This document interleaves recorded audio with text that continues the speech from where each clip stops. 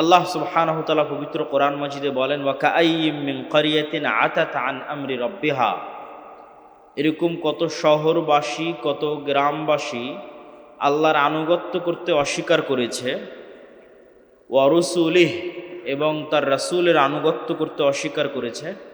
ফাহাসাবনাহা হিসাবান শাদীদা, সেই গ্রাম ও শহর ও এলাকাবাসীকে আমি আল্লাহ শক্তভাবে পাকড়াও করেছি। ওয়াআযাবনাহা আযাবান নুকরা, আর ওই গ্রাম ও শহরবাসীকে আমি কঠোর ও কঠিন শাস্তি দিয়েছি। ফাযাকাত ওয়াবালা আমরিহা, তারা তাদের কর্মফল দুনিয়াতেই ভোগ করেছে। ওয়া কানা আকিবাতু আমরিহা খুসরা, আর তাদের কর্মফল ক্ষতি ও লোকসান ছাড়া কিছুই নাই, লাভজনক কিছুই নাই।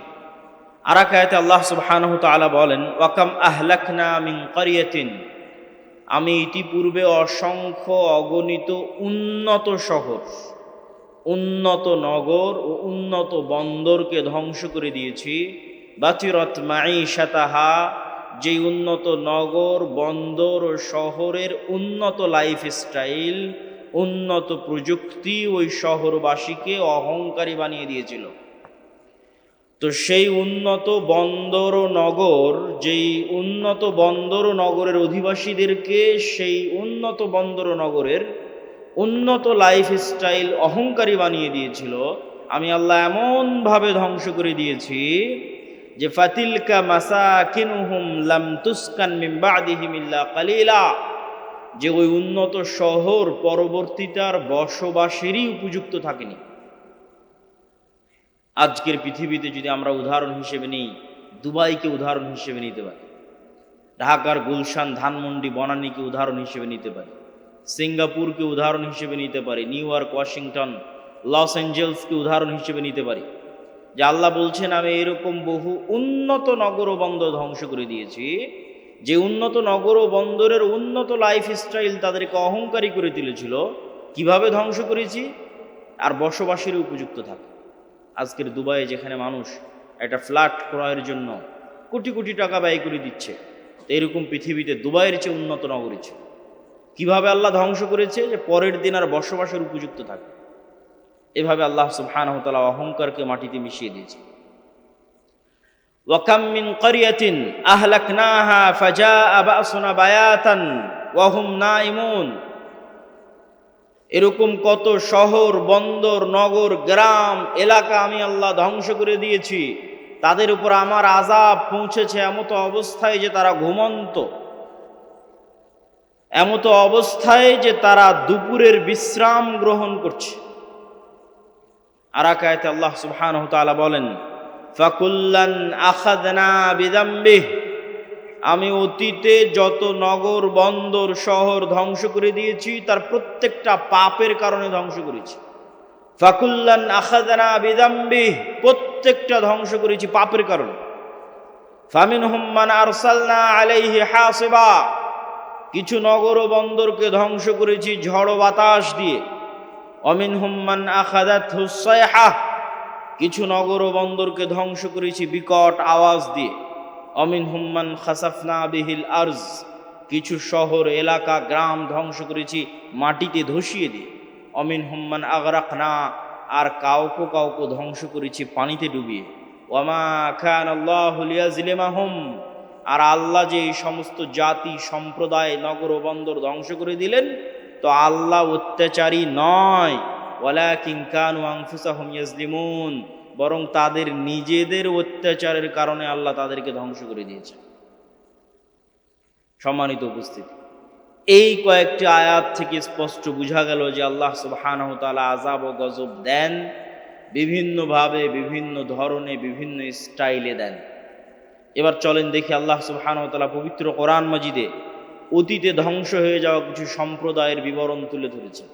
তার মধ্যে আমরা বেশি না, কয়েকটি সম্প্রদায়ের ধ্বংস হওয়ার বিবরণ আজকে আপনাদের সামনে তুলে ধরব। এক, কওমে নূহ, নূহ আলাইহিস সালাতু ওয়াস সালামের সম্প্রদায়ের ধ্বংস হওয়ার বিবরণ। আল্লাহ বলছেন, ওয়ালাকাদ আরসালনা নূহান ইলা কওমিহি, আমি নূহকে তার জাতির নিকটে পাঠিয়েছিলাম, আর নূহ বলেছিল, ইয়া কওমি ইবুদুল্লাহ মা লাকুম মিন ইলাহিন গায়রুহু, হে আমার জাতি, হে আমার সম্প্রদায়, আল্লাহর ইবাদত করো। আল্লাহ ব্যতীত ইবাদতের যোগ্য সত্যিকার কোনো মাবুদ, কোনো ইলাহ পৃথিবীতে নাই। আফালা তাত্তাকুন, তোমরা কি আল্লাহকে ভয় করো না? আল্লাহ সুবহানাহু ওয়া তাআলা অন্য আয়াতে বলেন, ওয়ালাকাদ আরসালনা নূহান ইলা কওমিহি, আমি নূহকে তার কওম, তার জাতি, তার সম্প্রদায়ের নিকট পাঠিয়েছিলাম। ফালাবিথা ফীহিম আলফা সানাহ ইল্লা 50, নূহ তাদের মধ্যে দাওয়াতি কাজ করেছে 50 কম 1000 বছর। নূহ তাদের মধ্যে দাওয়াতি কাজ করেছে আলফা সানাহ 1000 বছর, ইল্লা 50 50 বাদে, তথা 950 বছর দাওয়াতি কাজ করেছে।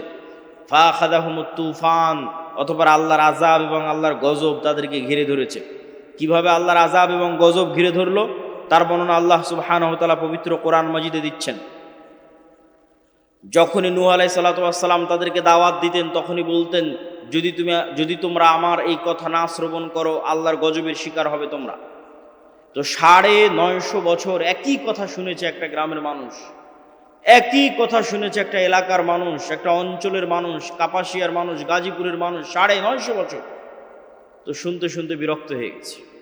বিরক্ত হয়ে নূহ আলাইহিস সালাতু ওয়াস সালামের সম্প্রদায় বলছে, ইয়া নূহ কদ জাদালতানা ফাআকসারতা জিদালানা, নূহ অনেক জ্বালিয়েছ, বলে নাউজুবিল্লাহ, অনেক ডিস্টার্ব দিয়েছ, অনেক ঝগড়া করেছ, অনেক দাওয়াত দিয়েছ। ফাতিনা বিমা তাইদুনা, তুমি যে বারবার ভয় দেখাতে যে আল্লাহর আযাব আসবে, ফাতিনা বিমা তাইদুনা, ওই আযাবটা নিয়ে আসো, বলে নাউজুবিল্লাহ। অনেক জ্বালিয়েছো, অনেক ডিস্টার্ব দিয়েছো, আল্লাহর যে আযাব ও গজবের ভয় দেখাতে, ফাতিনা বিমা তাইদুনা, সে আযাব এবং সেই গজব নিয়ে আসো। ইন কুনতা মিনাস সাদিকিন, যদি তুমি সত্যবাদীদের অন্তর্ভুক্ত হয়ে থাকো। এবার আল্লাহ সুবহানাহু ওয়া তাআলা বর্ণনা দিচ্ছেন নূহ আলাইহিস সালাতু ওয়াস সালামের সম্প্রদায়কে ধ্বংস করার বর্ণনা। ওয়াসনাইল ফুলকা বিআয়ুনিনা, আমি নূহকে বললাম তুমি আমাদের চোখের সামনে, আমাদের সামনে তুমি নৌকা তৈরি করো। ওয়াসনাউল ফুলক ওয়া কুল্লামা মাররা আলাইহি মালাউম মিন কওমিহি সাখিরু মিন, নূহ নৌকা বানানো শুরু করলো।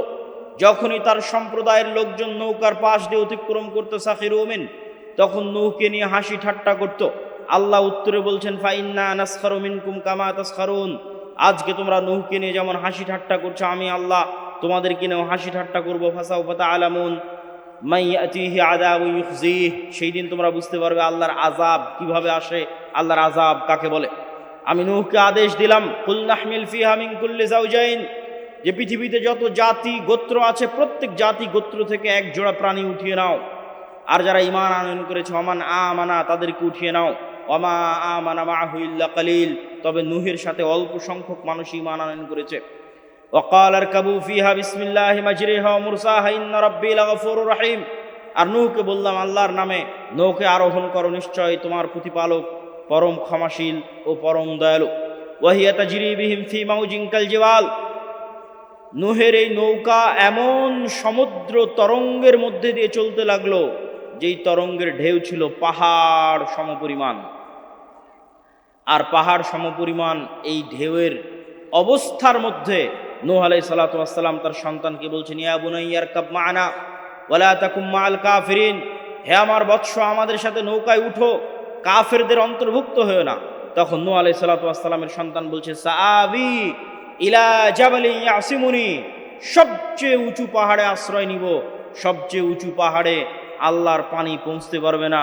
নূহ আলাইহিস সালাতু ওয়াস সালাম উত্তরে বললেন, লা আসিমাল ইয়াউম, আজকে আশ্রয় দানকারী আল্লাহর আযাব থেকে, আল্লাহর গজব থেকে, লা আসিমাল ইয়াউম মিন আমরিল্লাহ, পৃথিবীর কোনো উঁচু পাহাড়ও বাঁচবে না আজকে আল্লাহর আযাব এবং গজব থেকে। তাই হলো, যদি হিমালয় পাহাড়ের চূড়ায় গিয়েও আশ্রয় নিয়ে থাকে, তো আল্লাহ পানি বাড়াতে বাড়াতে বাড়াতে বাড়াতে হিমালয় পাহাড়কে ডুবিয়ে দিয়েছিলেন, তথা সারা পৃথিবীতে শুধু নিচে ছিল পানি, উপরে ছিল আসমান। এরপরে আল্লাহ বললেন, ইয়া আরদু বলঈ মাআক, হে জমিন তোমার পানি শুষে নাও। ওয়া সামা আকলাঈ, হে আসমান থেমে যাও, ক্ষান্ত হও, বৃষ্টি বর্ষণ বন্ধ করো। সম্মানিত উপস্থিতি, আরো বিস্তর বর্ণনা আল্লাহ সুবহানাহু ওয়া তাআলা নূহ আলাইহিস সালাতু ওয়াস সালামের কওমকে ধ্বংস করার বর্ণনা দিয়েছে। এই যে নূহ আলাইহিস সালাতু ওয়াস সালামের কওমকে আল্লাহ ধ্বংস করে দিলেন, এই বর্ণনা তাওরাতে আছে, এই বর্ণনা ইনজিলে আছে। আজকের তাওরা, আজকের ইহুদিরা যে তৌরাহ পড়ে, সেই তৌরাতে নূহ আলাইহিস সালাতু ওয়াস সালামের এই মহাপ্লাবনের বর্ণনা আছে।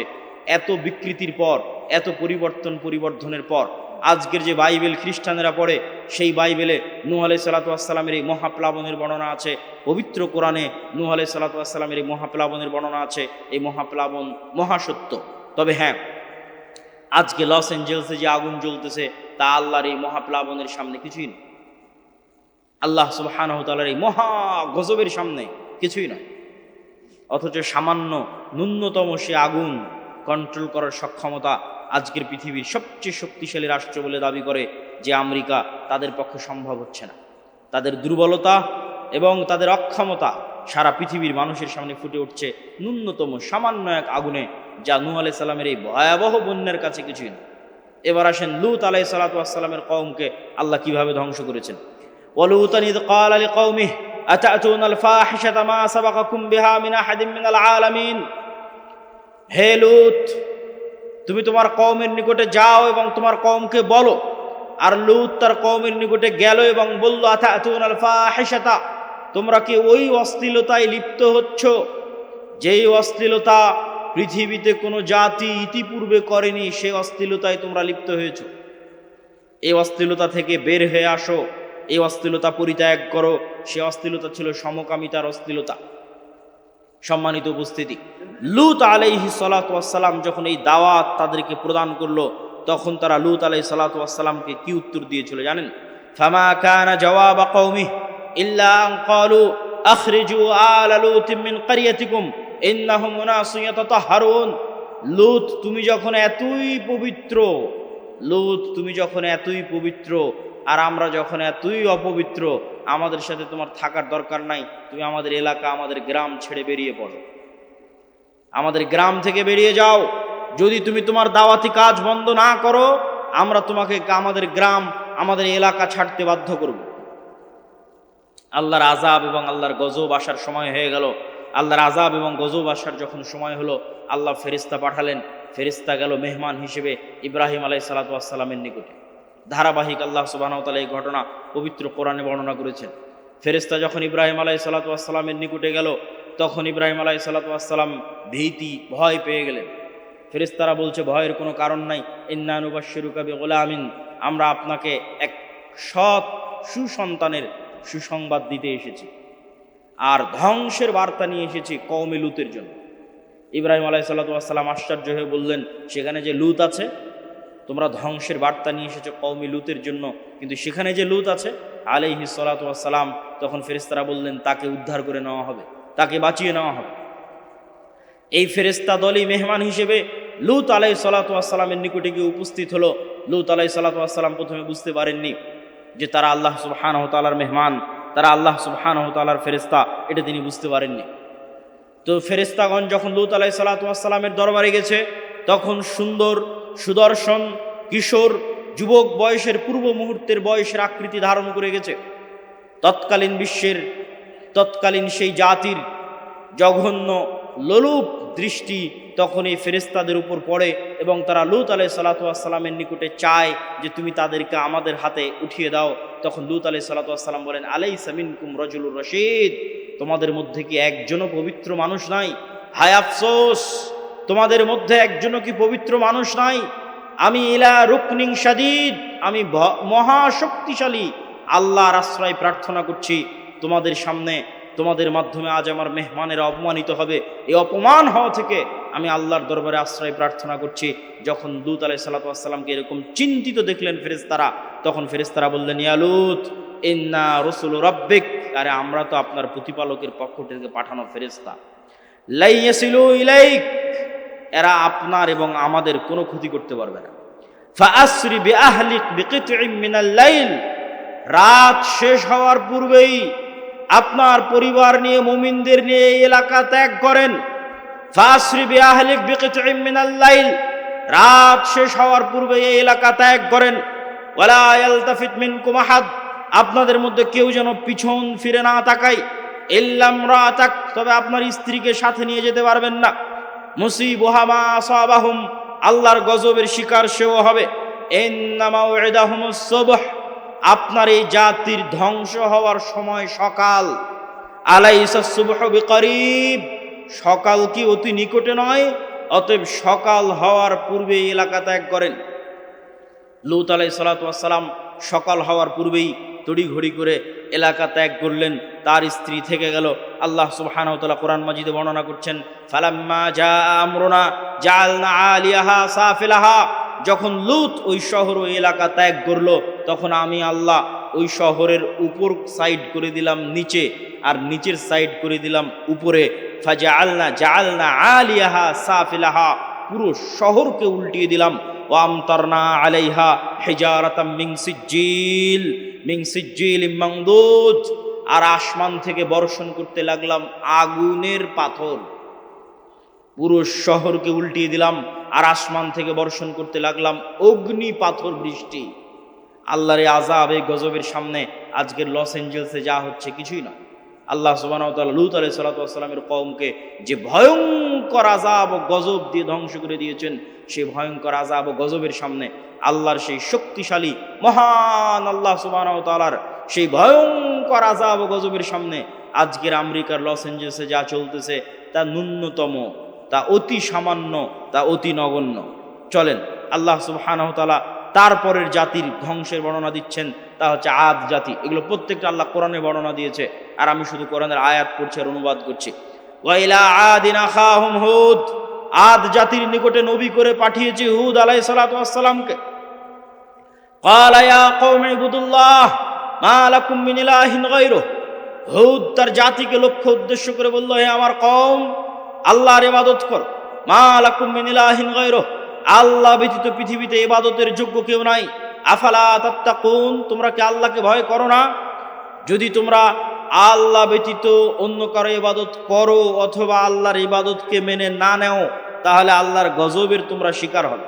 ইন্নী আখাফু আলাইকুম আযাবা ইয়াউমিন আযীম, আমি ভয় পাচ্ছি যে আল্লাহর আযাব এবং আল্লাহর গজব তোমাদেরকে ঘিরে ধরবে। তো নূহ আলাইহিস সালাতু ওয়াস সালামের কওম আর লূত আলাইহিস সালাতু ওয়াস সালামের কওমের চেয়ে আদ জাতি ছিল বিপরীত, ব্যতিক্রম। কি বিপরীত, কি ব্যতিক্রম? আদ জাতির উত্তর দেখেন, আদ জাতির উত্তর আল্লাহ কোরআনে বর্ণনা করছে।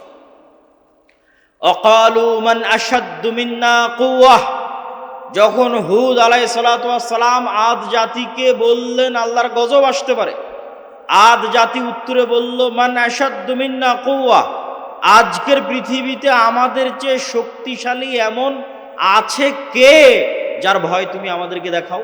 মান আশাদ্দু মিন্না কুওয়াহ, আজকের পৃথিবীতে আমাদের চেয়ে শক্তিশালী কেউ নাই। কিসের গজবের ভয় দেখাও, কিসের আযাবের ভয় দেখাও?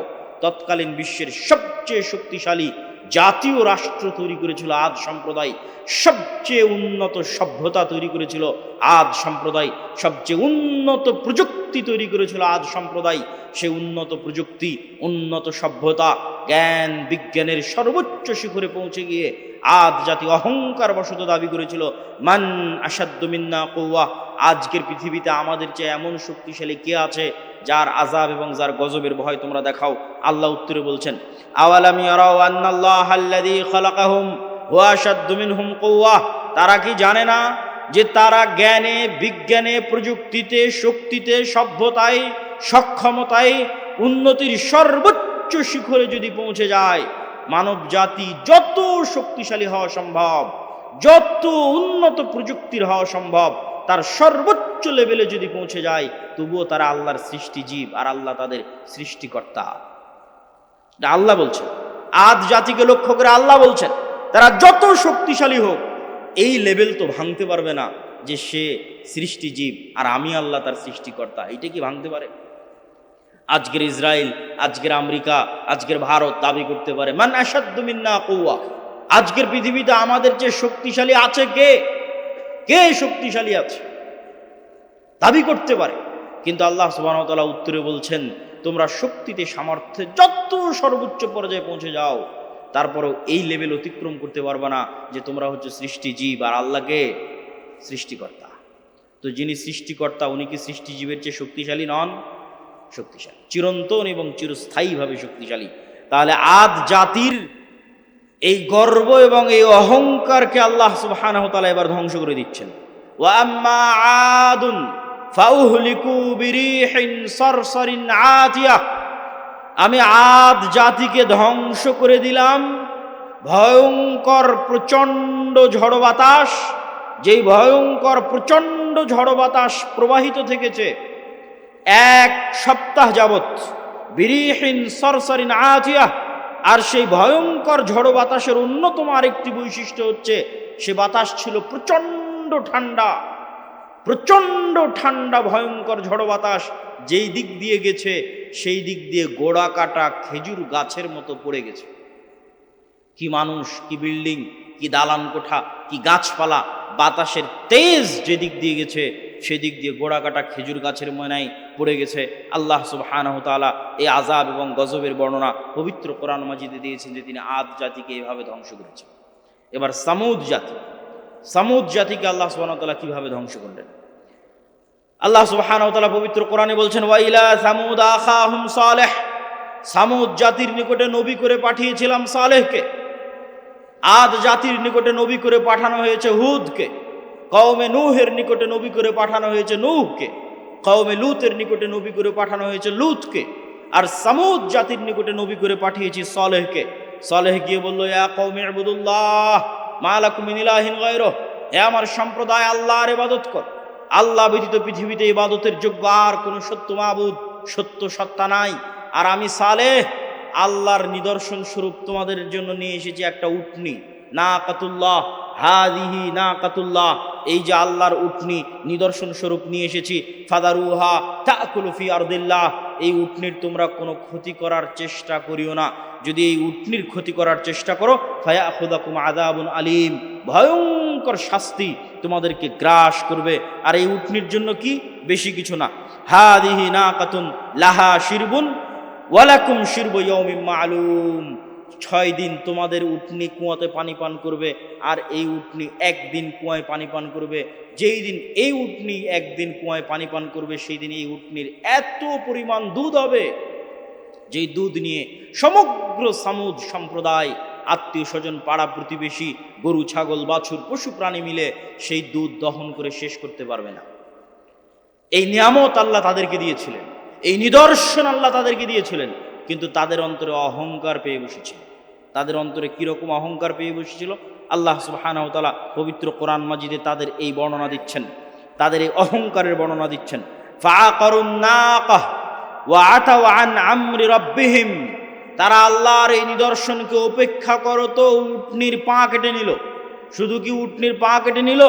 উটনির পা কেটে নিয়ে এসে সালেহ আলাইহিস সালাতু ওয়াস সালামকে বলছে, ইয়া সালেহ ইতিনা বিমা তাইদুনা ইন কুনতা মিনাল মুরসালিন। সালেহ, তুমি তো খুব বড় বড় লেকচার দিতে যে এই উটনির ক্ষতি করলে নাকি আল্লাহর আযাব আসবে, নেও তোমার উটনির পা কেটে দিয়েছে, আল্লাহর আযাব কোথায় নিয়ে আসো। বলেন নাউজুবিল্লাহ।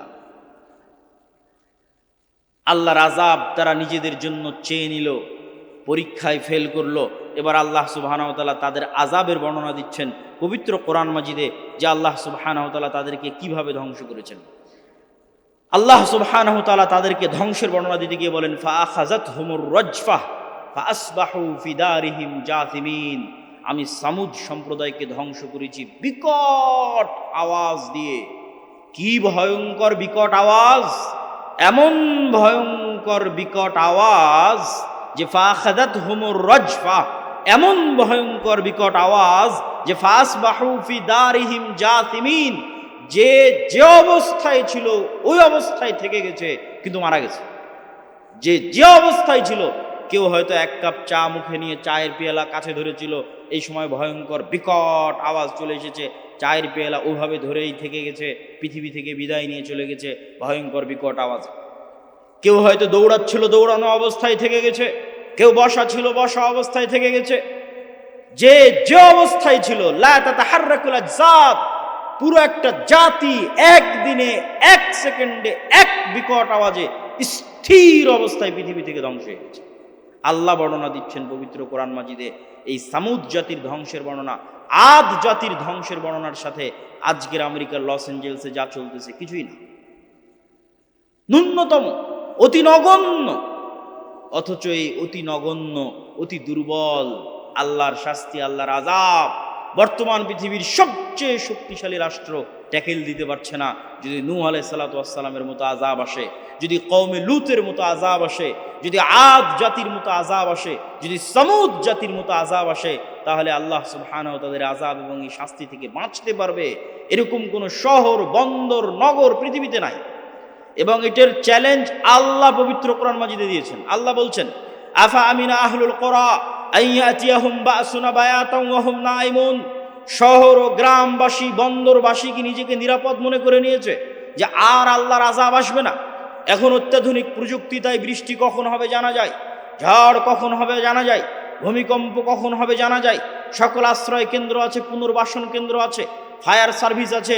এরকম উন্নত প্রযুক্তির যুগে, কম্পিউটার, মোবাইল, বিজ্ঞান, ক্যামেরার যুগে, ওয়েবসাইট, গুগল, সব কিছুর যুগে, চ্যাট জিপিটির যুগে মানুষকে মনে করে নিয়েছে যে আল্লাহর আযাব আর আসবে না। আফা আমিনা আহলুল কুরা ইয়াতিয়াহুম বাসুনা বায়াতান ওয়া হুম নাইমুন। শহর, বন্দর, নগরবাসী, পৃথিবীর উন্নত থেকে উন্নত শহরবাসী, New York, Washington, London, Dubai, Singapore, ঢাকার মানুষ কি মনে করে নিয়েছে আল্লাহর আযাব আসবে না? এমত অবস্থায় যে তারা ঘুমন্ত, এমত অবস্থায় যে তারা দুপুরের পর বিশ্রাম নিচ্ছে, এমত অবস্থায় যে তারা খেল তামাশায় মত্ত, এমত অবস্থায় তাদের কাছে আল্লাহর আযাব আসবে না, এই নিশ্চিত, এই গ্যারেন্টি, এই নিশ্চয়তা তাদেরকে কে দিল? সম্মানিত উপস্থিতি, আল্লাহ সুবহানাহু ওয়া তাআলা পবিত্র কোরআন মাজিদের এই সারমর্ম, এই সামারি বলার মাধ্যমে আপনাদের সামনে এতটুকুই, বক্তব্যের এই প্রথম অংশে এতটুকু তুলে ধরতে চেয়েছি যে আল্লাহর আযাব এবং আল্লাহর গজব থেকে পৃথিবীতে কেউ মুক্ত নয়। আল্লাহর আযাব এবং গজবের ভয়ে থাকতে হবে। বক্তব্যের দ্বিতীয় অংশ হচ্ছে ইসলামের সামগ্রিক বিজয় কিভাবে সম্ভব। ইসলামের সামগ্রিক বিজয় কিভাবে সম্ভব, এই পয়েন্টে বাংলাদেশের প্রায় সব জায়গায়, সব ইউনিভার্সিটি, কলেজ, যেখানে যেখানে যাওয়ার সুযোগ হচ্ছে, সম্ভব হচ্ছে, সেখানে আলোচনা তুলে ধরছি।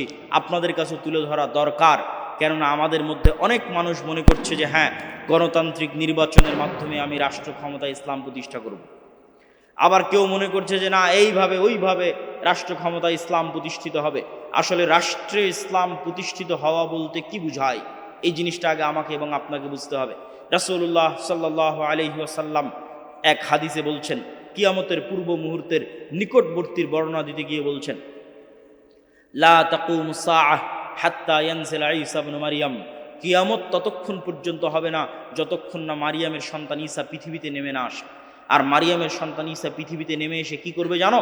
মারিয়ামের সন্তান ঈসা পৃথিবীতে নেমে এসে ইয়াকসিরুস সালিব, ক্রুশ ভেঙে দিবে, ওয়া ইয়াকতুলুল খিনজির, শুকুরকে হারাম ঘোষণা করবে, আর সমগ্র পৃথিবীতে হাকামান মুকসিতা, ন্যায় বিচার প্রতিষ্ঠা করবে।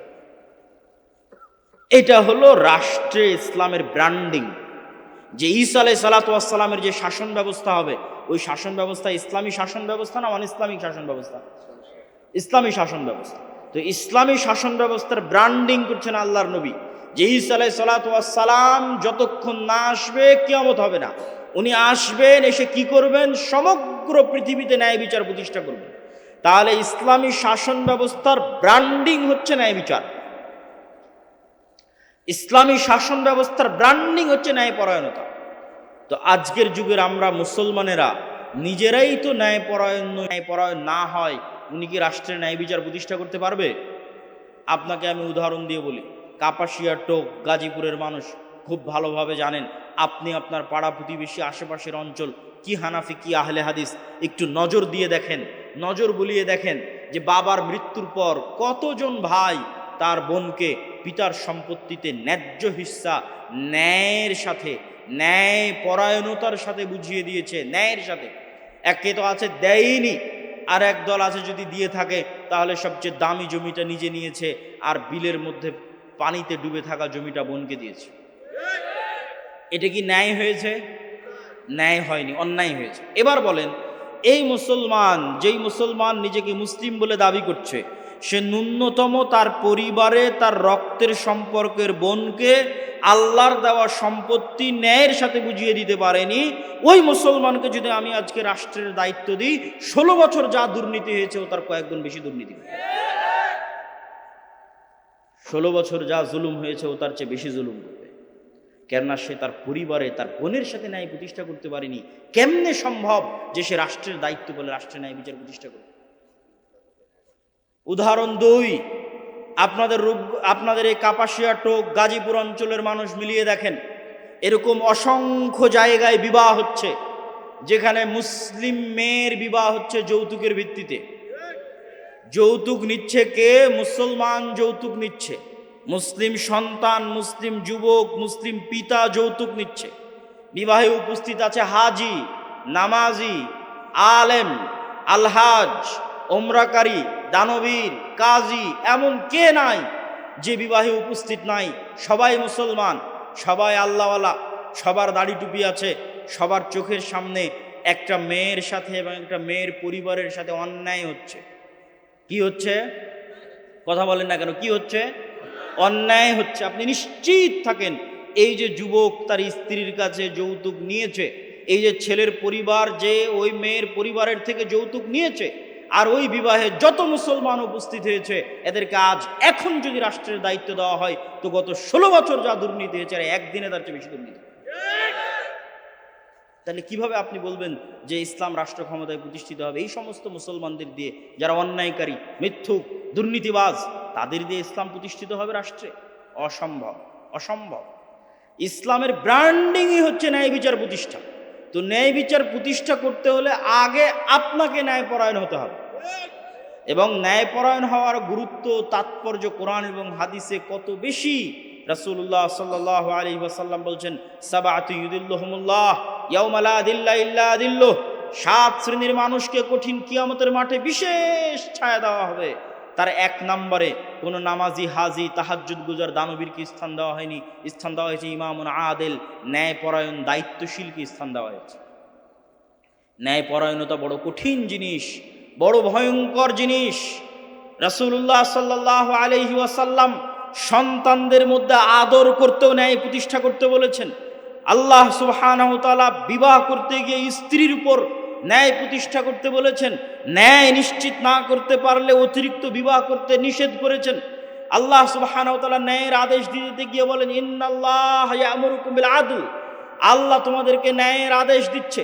আল্লাহ ন্যায়ের আদেশ দিতে গিয়ে বলেন, ওয়ালা ইয়াজরিমান্নাকুম শানআনু কওমিন আলা আল্লাহ তা'দিলু, দুনিয়ার মানুষ, দুনিয়ার মুসলমানেরা, মুমিনেরা জেনে রাখো, কোনো জাতি, কোনো গোত্র, কোনো সম্প্রদায়ের প্রতি তোমার অন্তরে যে রাগ, ক্ষোভ, বিদ্বেষ লুকিয়ে আছে, এটা যেন তার প্রতি ন্যায় আচরণ করতে তোমাকে বাধা না দেয়। এটাই তাকওয়া। ন্যায়পরায়ণ হওয়াই তাকওয়া। কেননা আল্লাহ নিজে ন্যায়পরায়ণ। পৃথিবীতে যত নবী রাসূল পাঠিয়েছেন সব ন্যায়পরায়ণ। আর আপনি মুসলমানদের বাড়ি ঘর, রাষ্ট্র, পরিবার, ফ্যামিলি, ইসলামী দল, ইসলামী আন্দোলন, ইসলামী সংগঠন, মসজিদ, মাদ্রাসা, যেখানে যাবেন বাহ্যিক রিচুয়ালস আছে, বাহ্যিক আনুষ্ঠানিকতা আছে, নাই তো কি নাই? ন্যায় নাই। ইসলামী দলের আমির ওই কর্মীকেই পদ দিয়ে রেখেছে যে বেশি চামচামি করে, আর ওই কর্মীকে দল থেকে বের করে দিয়েছে যে বেশি কর্মঠ হয়ে কাজ করে। তো ওই আমির তো তার দলই ন্যায় প্রতিষ্ঠা করতে পারেন, রাষ্ট্রে কিসের ন্যায় প্রতিষ্ঠা করে? মাদ্রাসার পরিচালক, মসজিদের সভাপতি, তার মসজিদের ইমাম, মুয়াজ্জিন, খাদেম, মাদ্রাসার স্টাফ, দায়িত্বশীল, তাদের প্রতি ন্যায় প্রতিষ্ঠা করতে পারেনি, তো রাষ্ট্রে কিসের ন্যায় প্রতিষ্ঠা? নামাজ আছে, বাহ্যিক আনুষ্ঠানিকতা আছে, কিন্তু নেতা হওয়া যায় না এগুলো দিয়ে। নেতা হতে হলে ন্যায়পরায়ণতা লাগে, নেতা হতে হলে সত্যবাদিতা লাগে। আজকের মুসলমানদের চারিত্রিক অধপতন, মিথ্যা এবং অন্যায়ের দিক থেকে মুসলমানদের চারিত্রিক অধপতন আজ থেকে 1400 বছর পূর্বের মক্কার কাফের মুশরিক কুরাইশদের চাইতে নিম্ন অবস্থায় আছে। আমি বাড়িয়ে বলিনি, দলিল সহ বলতেছি, আজকের মুসলমানদের ব্যক্তিত্ব আবু সুফিয়ান, কাফের মুশরিক অবস্থায় আবু সুফিয়ানের যে ব্যক্তিত্ব ছিল তার চেয়ে নিকৃষ্ট অবস্থায় আছে। আজকের মুসলমানদের ব্যক্তিত্ব আল্লাহর নবীর চাচা আবু তালেবের কাফের মুশরিক অবস্থায় যে ব্যক্তিত্ব, যে শখসিয়া, যে পার্সোনালিটি, যে ন্যায়পরায়ণতা, যে সত্যবাদিতার উপর প্রতিষ্ঠিত ছিল তার চেয়ে নিম্ন অবস্থায় আছে। আবু সুফিয়ান যখন কাফের অবস্থায়, তখন বাদশাহ হিরাক্লিয়াস আবু সুফিয়ানকে জিজ্ঞেস করছে জেরুজালেমে বসে। জেরুজালেমে আবু সুফিয়ানকে জিজ্ঞেস করা হচ্ছে, বাদশাহ হিরাক্লিয়াস জিজ্ঞেস করছে, না কোনো ফোন আছে, না কোনো ক্যামেরা আছে, না কোনো লাইভ আছে, না কোনো রেকর্ডার আছে, আর আবু সুফিয়ানকে জিজ্ঞেস করা হচ্ছে তার চিরশত্রু সম্পর্কে। অথচ আবু সুফিয়ান একটা কথা তার শত্রু মুহাম্মদ সাল্লাল্লাহু আলাইহি ওয়াসাল্লাম সম্পর্কে মিথ্যা কথা সেই দিন বাদশাহ হিরাক্লিয়াসের দরবারে দাঁড়িয়ে বলেনি। আজকে আপনি আপনার বাংলাদেশের যে কোনো রাজনৈতিক নেতাকে তার বিপরীত রাজনৈতিক দলের নেতা সম্পর্কে জিজ্ঞেস করে দেখেন, যা বলবে 16 আনাই মিথ্যা। কেননা এই গণতান্ত্রিক রাজনীতি টিকেই আছে মিথ্যার উপর। এখানে মিথ্যুক না হলে আপনি রাজনীতি করতে পারবেন না, আর মিথ্যুক কখনো নেতা হতে পারে না। নেতৃত্বের গুণ মুসলমানদের ওখানেই হারিয়ে গেছে। আমেরিকা, ইউরোপ গিয়ে দেখেন মুসলমানেরা কাফের মুশরিকের কাছে মিথ্যা বলছে 2 টাকা বেশি পাওয়ার জন্য, মিথ্যার উপর প্রতিষ্ঠিত হয়ে আছে। রূপগঞ্জের মানুষকে দেখেছি গত নির্বাচনের সময় যে সব এমপির কাছ থেকে টাকা নিয়ে বলেছে তাকে ভোট দিবে।